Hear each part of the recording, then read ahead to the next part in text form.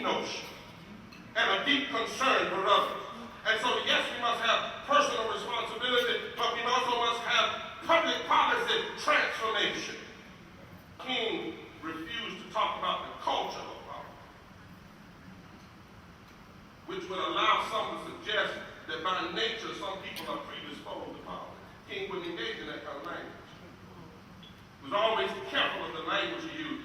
He talked about the cycle of power and the systemic reasons for poverty, which he described as nothing more than another form of violence among human beings.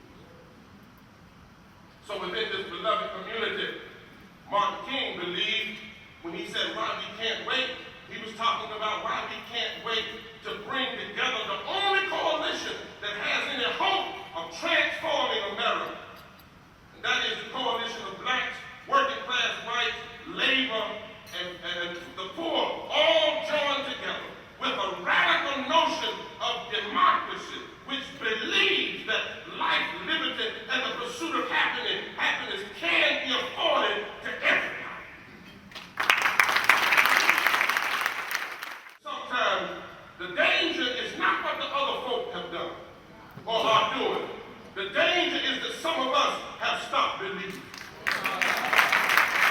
The danger is your sights are too low sometimes.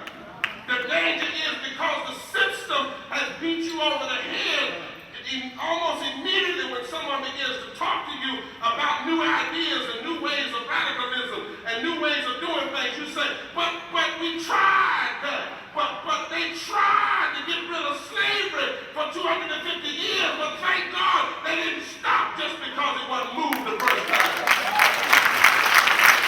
The radical notion that King declared we could not wait on, I believe is needed even more today, because the empire, and yes, I call it empire, because any nation where the majority of its decisions are determined by the military, that's an empire.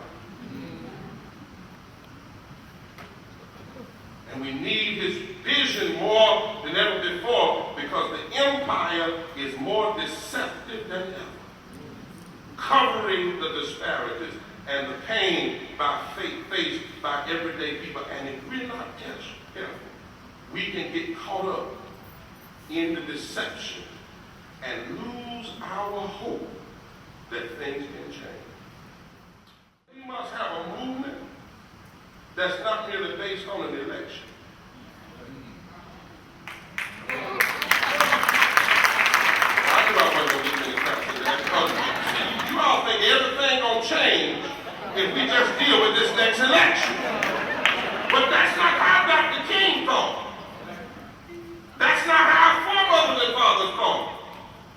What we need is a movement based on the prophetic politics of justice, so that what we have is a movement and not just a moment.